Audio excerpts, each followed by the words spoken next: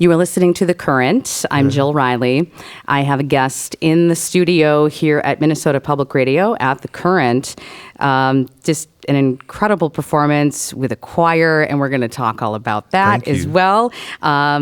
Killer Mike, also known as Michael, because that's who you are. Yeah, just Michael. So my mom and grandma call me Michael. Michael. And we're getting, quite honestly, with the new record, we're getting to know you as Michael. Yeah. We know you as Killer Mike, certainly as half of Run the Jewels. Yeah. And but you do a little bit of everything. Actor and activist and entrepreneur, and I'm sure there's plenty that I'm leaving off the list. Somebody's husband, somebody's dad. Exactly. 4 people's dad. Somebody's friend. Yeah. So Killer Mike. The record is Michael. Yeah. And, like I said, getting to know you as you with this record. Now, I know you made your first solo record like 20 years ago. Yeah, 20 right? years, yeah. Yeah. And so going into making this record, did you kind of at the beginning have a spark of an idea for just for a song, or was it, okay, I'm going to approach this record as me, as Michael? Well, as an artist, you're never not doing art. And so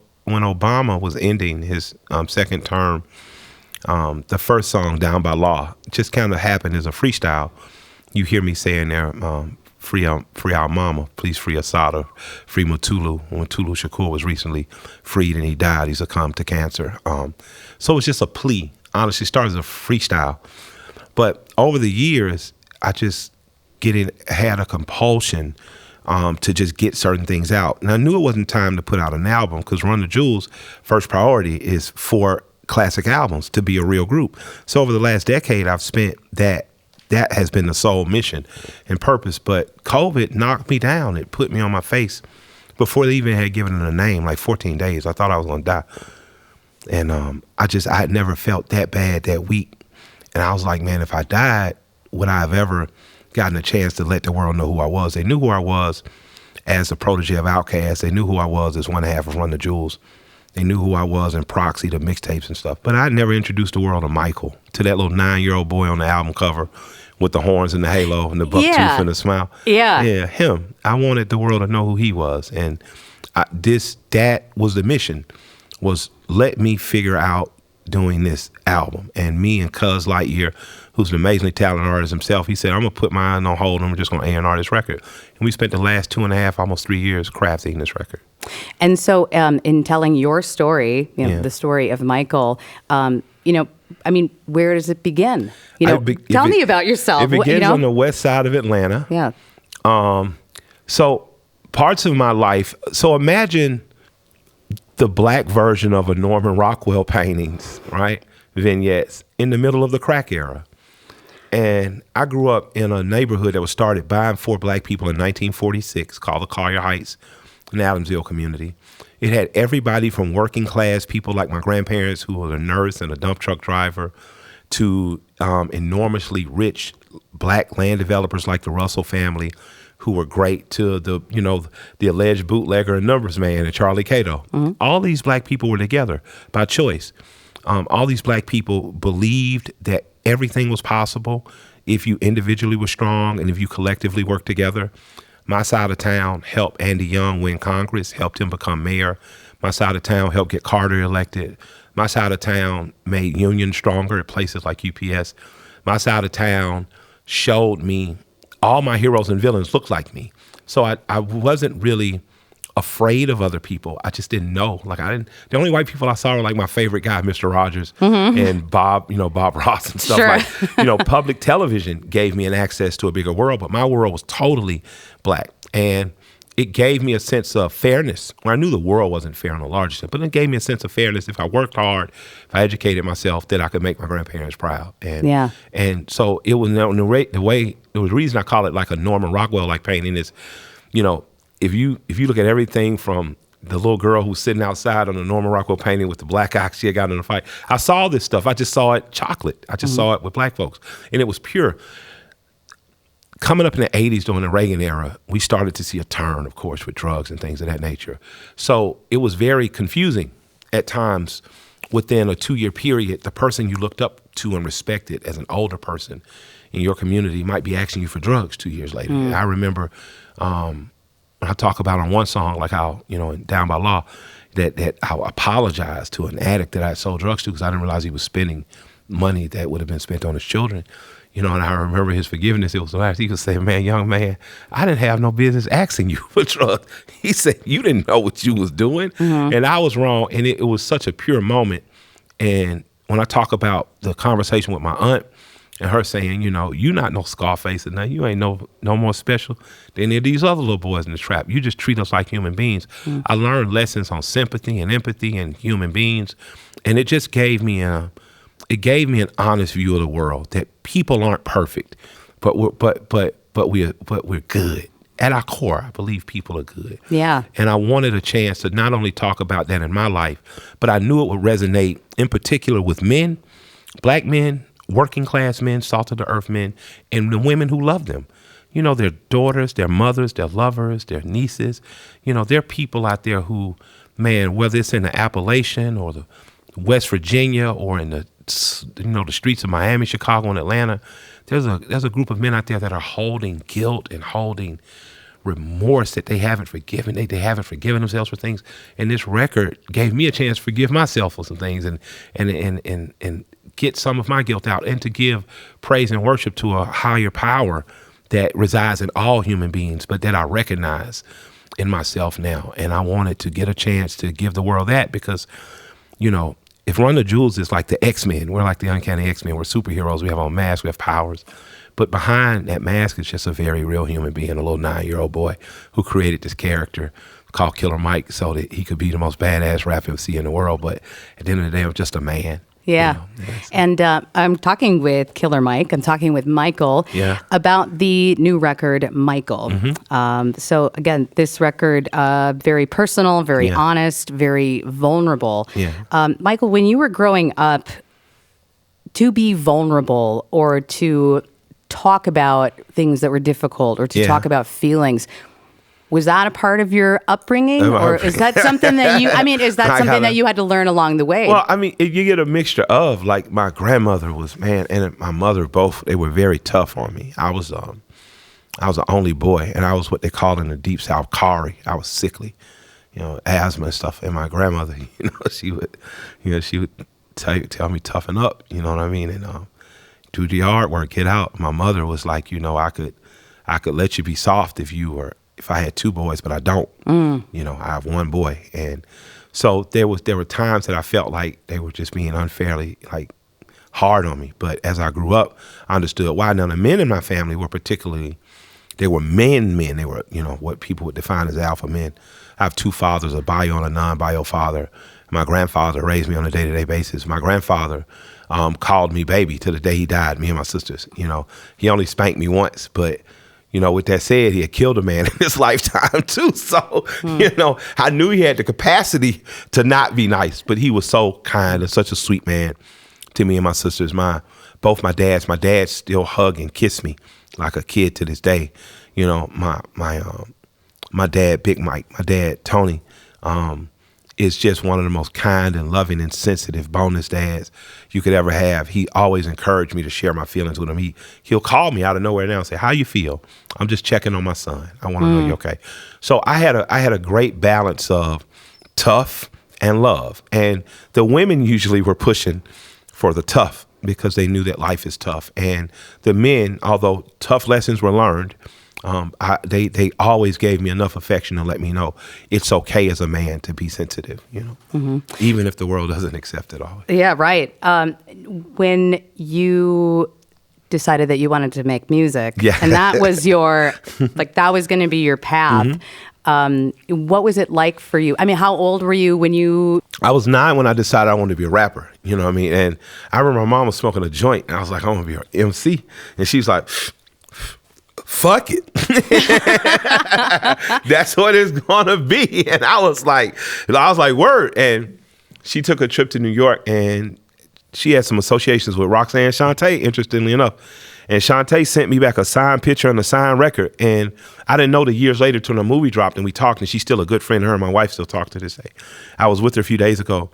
That picture was a picture she had taken on her way to a group home.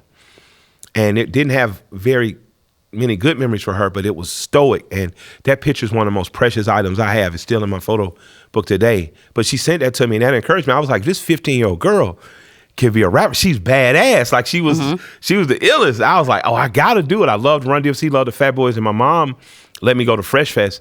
But my mom was an encourager. You know, her home, she's only 16 years older than me. So, you know, if I'm 9, she's 25. Yeah. Her homegirls are drinking wine, smoking joints. She's like, hey, baby, come rap for them, you know. My grandparents, I was going to say, what about grandma and grandpa? No, they didn't give a damn about rap. You know, my grandmother was, you know, Baptist church, but she went to Pentecostals, and so, you know, blues and stuff like that was banned in our house. We couldn't play that type of stuff. Like my grandfather played the blues, and he would get a guitar and play it and sing to my grandmother and make her blush because she was a church girl. She knew she wasn't supposed to be listening to V.B. King, Muddy Water stuff. So, but he introduced it. He made sure that we got it free enough to see. But my grandmother was big into the church. But the churches she took us to was these small little Pentecostal churches where the musicians were essentially the same musicians that were playing in the clubs my mom was going to. So I loved music. You know, I knew I loved music. I knew I loved rap music.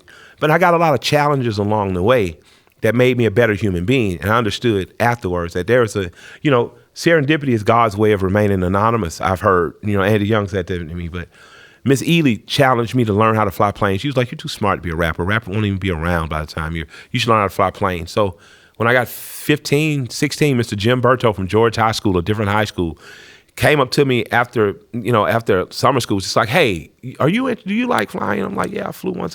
He's like, well, I want to get you in a program. We're going to pay you to learn how to fly.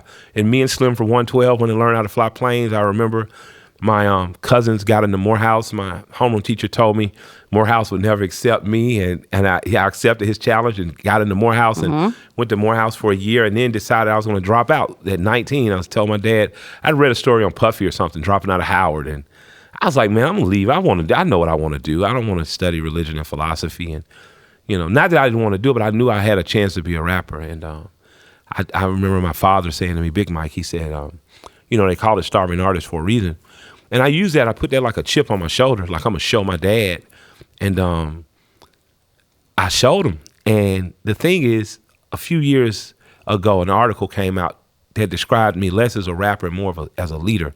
And my dad called me and he sent it to me. He said, I wanted you to know that I never didn't believe in you. I always believed in you. So I apologize for it sounding harsh and saying the starving artist thing. He said, but from the time I would drop you off at nursery and me and a teacher would walk out the room and I'd peek back in the room and you'd be telling the kids, hey, so this is what we're going to do.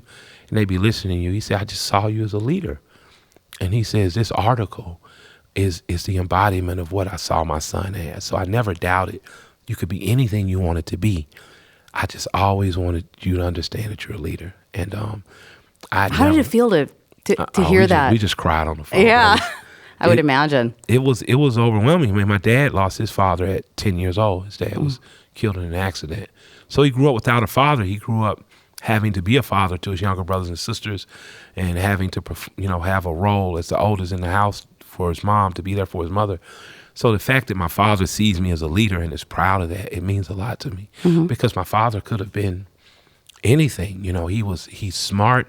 He talks in rhyme, which is why I kind of get it from, how you doing, Dad? I'm pretty fat for a square. I know the journey's long, but I'm going to get there. He says stuff.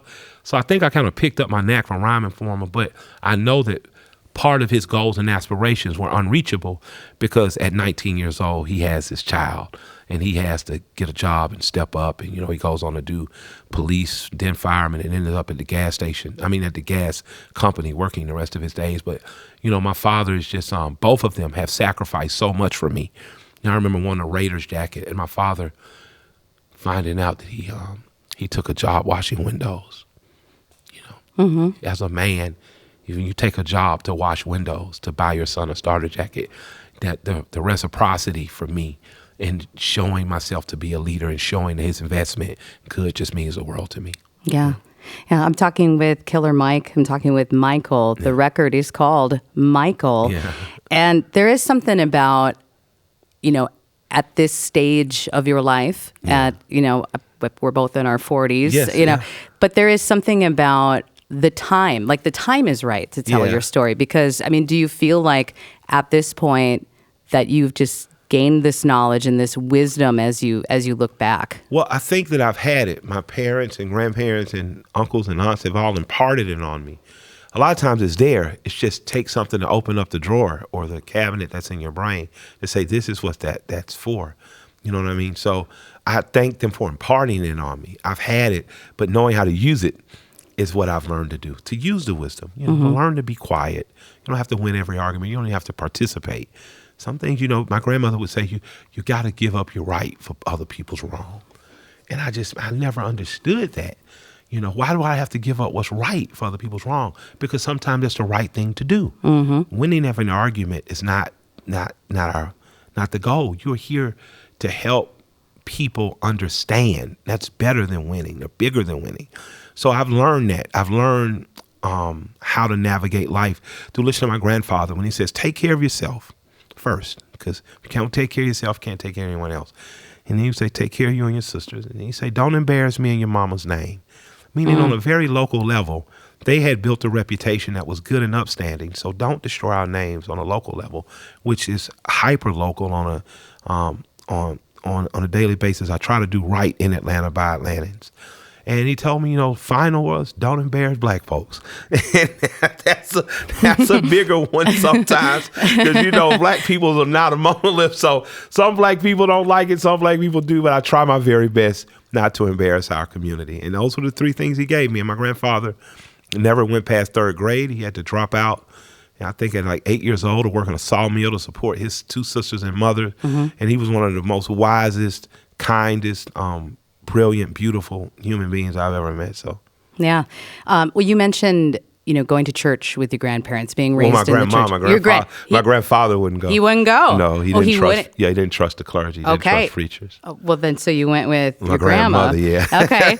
You went with your grandma. Again, this is a story I can relate to. Maybe a holiday here and there. Yeah, exactly. Maybe a pop-up on a holiday. Yeah. So you went to church with your grandmother. And I mean, when I listened to the record, I could hear that. Because in that if you haven't been in a church and heard a church organ, then I don't know that someone would know how to utilize that in their story or their music. But it's just like right from the get-go. It's just this organ. It's almost as if you were telling your story, you know, by delivering a sermon, for lack of a better term, I guess. Thank you. So that part, when did that become, you know, part of the sound of the record? Well, it was a homecoming. The Curtis Mayfield sample that starts the record. Curtis, of course, is soul and affected by gospel and church. When my mother moved out to marry my dad Tony, my grandmother and grandfather asked that I be allowed to stay in their home, and they raised me because my grandmother never forget. You need to go learn how to be a wife, you know, before you worry about mothering. And my mom left me a stack of records and a component set, what they would call back in the days, was a record player. And Curtis is what I would just keep going back listening to, because even though it didn't sound exactly like, it felt like the gospel, you know. And that organ, even if you've never been to church, it hits different. It feels different. It vibrates different. And so I decided early on that, or I understood early on that this record was going to be a homecoming. You know, I made a classic record with rap music 11 years ago. This is a generational statement. This is a homecoming of sorts. This is me saying to my grandmother, like, you were right. You know, she would tell me, man, you can't run from God. And did you find yourself trying to at times? Yeah, I ran so long. You know, I ran and I sought comfort in pleasures. I sought comfort in drugs and adventure. I sought comfort in, you know, the secular things I wanted to do. And Lord knows I ain't want to join no church yet, but I just finally realized I can't escape that God has a purpose for my life. And even though I don't know what that purpose is, I know I have one. And I know that God has me on a journey. And even though I don't know where it's going, I know it's meant for me to learn on that journey. So I just accept it. Yeah. And, you know, learning on the journey, but also, again, you know, sharing the wisdom. Yeah. Now, the record, you know, has been out on a little over a month, I suppose. Yeah. What song on the record do you feel like people really relate to? I think that people, they long play the record. Like what people are telling me is that people aren't saying, I just go back to this song. people are saying I play the album as a long play. Now, a record that I was not surprised or shocked, but I'm elated to see kind of grow is Slumber. Slumber was about a girl I was in love with in high school, a teenage love for 2 summers. We kind of lived like adults, and I got her pregnant, and we had to have an abortion. And I remember the first time I played it in DJ Cutmaster Swift's house. He was an Outkast DJ, one of the best DJs in the world. But I played it for some guys he was doing tracking and stuff with, and they both started crying because as men, they had been through the same thing. And it never really gets talked about that men carry a responsibility and a guilt when they have to pay for and participate in abortions. And, you know, and it's a pain that's unaddressed. And it's something that had haunted me as a regret. But again, the young woman told me, you have bigger things to do. You have places to go that I'm not going to want to go. She went on to become an amazing mother, married, had amazing children. And I think that God's plan is amazing, but she encouraged me, and I think that record is resonating with men on a way that other records may not have, because certainly I believe in a woman's right. Certainly I believe a court should not have the right to tell a woman what to do with their body. And with all that, I still have to acknowledge that, getting pregnant is usually a 2-party thing. And there's another party in there. And a lot of times we carry a lot of grief and a lot of mourning. And I just needed to acknowledge my own. And therein by, I realized I was acknowledging that with a lot of other men. So. Yeah. And again, there's a lot of vulnerability in that. And there's a lot of, peacemaking in that. I'm glad that you said people are listening to it from beginning to end. Yes. Because it sounds like it has a story arc. It's an audio movie. Tie. Yeah, it it really does have a tie that you can start it from the beginning and just let it play. And, part of your story, you talked about your grandparents. You talked about, the father figures in your life. Yeah. Your dad and your stepdad. And well, no, just two dads. Just two dads. Have 2 dads. Okay, Yeah. just 2 dads. We don't use the word step in great. our family. Well, we use that's good bonus, to know. or you just say you got 2 dads, and then they usually say, well, which one? 2 dads. But you also, you acknowledge, and it seems like you make peace with your mother's passing. Yeah. And you've talked about your mother, that she was 16 years old when she had you. Yeah. And I imagine that, she faced a similar decision, one like you faced. Yeah. My grandmother would tell me all the time, like when I would get feisty with my mother, because again, it's, your mother's only 16 years older than you. Essentially, she's a big sister. Yeah. You have a weird relationship in which you try to equal yourself with her, but she's still your mother. So throughout our life, most of our headbutting was, us acting more like siblings. And I tell my grandmother, you my mama, I don't know why I got to listen to her, why I got to call her and ask her, can I go to the Hawks game with my dad? He said, because that's your mother. She could have had an abortion. And I didn't understand that abortion was only legalized 2-3 years before I was born. So what my grandmother was saying was she had other options. Be appreciative. And as I got older and I understood, I was like, shit, really, she could have got me out of there. Yeah. And I should probably practice some more humility. But I understood. My grandma had a wry sense of humor. She was amazing. I remember asking Betty once, I said, why do you tell me I'm a bastard? Like, why do you say that word to me? She said, baby, because that's what you are. Your parents weren't married, baby. That's what it says in the Bible. She said, but it doesn't mean I don't love you. I love you. You're my bastard. And it was, so it was the weirdest relationships with her and my mother, but I'm grateful. I'm grateful that my mother, chose to have me. I have no criticism or critique about other people that chose otherwise in the 70s. But my mother was asked to leave school. She was asked to leave Frederick Douglass High School and have me and come back to school. And she didn't. She walked around proudly with a big belly. She walked across that baccalaureate stage with me on her hip. When she graduated, she many of the same teachers that taught her taught me.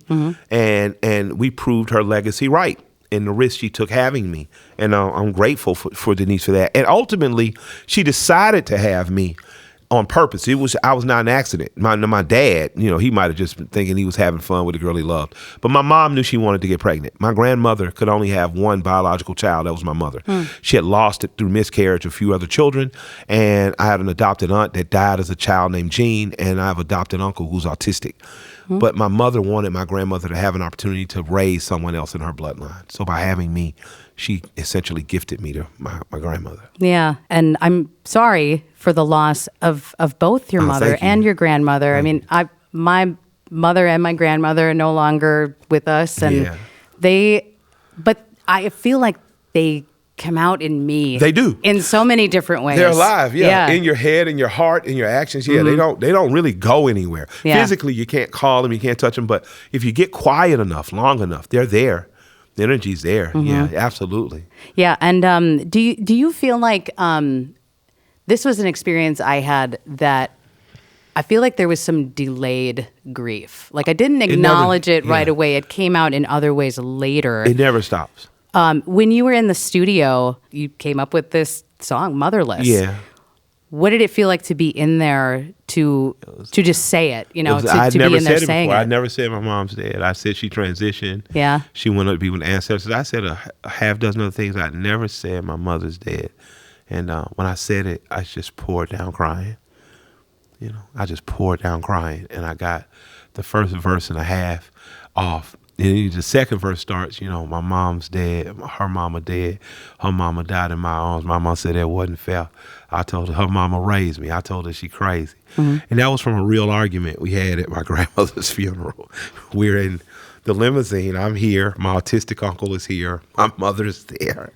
My mother and my uncle are arguing. My mother's like, God damn it. I always had to fight for you people picking on you. And I'm just like, what are you guys arguing for? My mama's dead. You know what I'm saying? Just, yeah. And she's like, that ain't your fucking mama. That's my mama. And I'm just like, yo, it was sitcom worthy. And she told me, she says, one day I'm going to be gone and you're going to see. My mama wanted you know what I mean?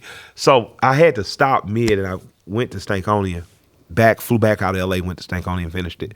But it makes me laugh and smile at the same time because, again, me and Denise had a relationship that was a friendship. It was almost like we were, siblings. But when she told me, she said, when I'm gone, you're going to understand. And the moment she died, it just hit me.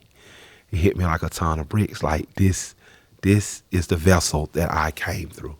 This is the first God I knew. Children, a mother is like God to them. And I'll never get to call her or talk to her or tell her you're right. But she felt it. And then I remembered the story from when my grandmother took me to church, the story of Solomon and the two women with a baby being brought before him saying, he's a wise king. That both these women say this is his baby, and him saying, cut the baby in half, give each a half of the baby. And the mother that said, no, let her take the baby. He understood that was the mother, because only a mother would have the unconditional love enough to give up a child so that the child may be better, even at the sake of their own wants and needs. And I understood in that moment just how much Denise loved me. And I've never gotten to acknowledge that to her in that way. And I pray and I meditate daily, and I hope that whatever energy that she was that's going in the universe, I hope it feels it, because I get it. I get it now, girl. I understand. Yep. And and that's, again, you get to this point of life where the lights start coming on. Yeah. Where it was dark and then the lights come on and you see it, you get it. And here you are, you're, again, sharing these stories and sharing these experiences with the record Michael. Yeah. So the High and Holy Tour. Yes. So it's, Killer Mike, but it's not just you. No. The Midnight Revival. Yeah. So tell me about that, because it's incredible. You're listening to this on the radio right now. I would encourage you to check out the performance videos, because just a gorgeous choir behind you. Oh man, Adonica, Jordan, Jory, Alicia, Troy. They are an amazing 5-person ensemble of soul, of gospel, and this is not just on the mic. They're legitimately good human beings. And touring is hard. Buses are crowded. Crap is everywhere. And we're out there just enduring it. DJ Trackstar, who's like, man, who's been like the perfect point guard for the last 12, 13 years of my life and my career. It just feels good. It feels good to bring people a rap show that does not feel typical. Run the Jewels gives one of the best rap shows in the world. You know, I'm one half of a group that's Run DMC, like 2 MCs and a DJ, and we put on badass rap shows.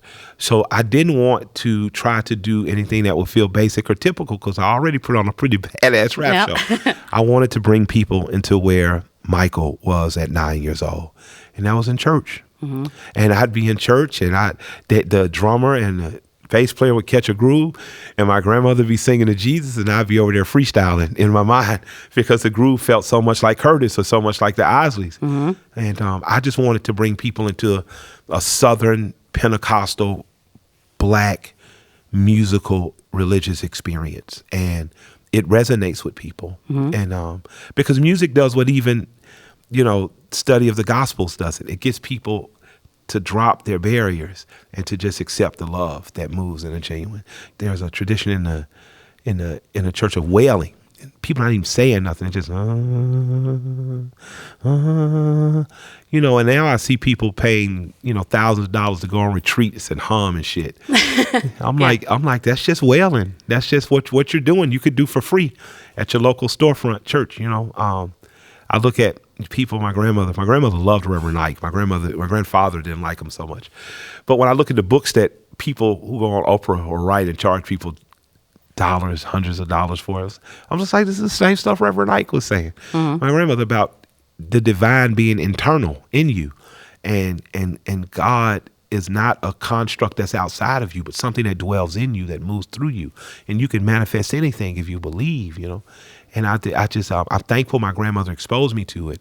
I'm thankful that music pulled me closer to it, and I'm thankful to God that I got brought back to it. Here with Killer Mike. I'm here with Michael. We've been talking about the new record, Michael. Yeah. But you mentioned Run the Jewels. Yeah. And they're my favorite rap group.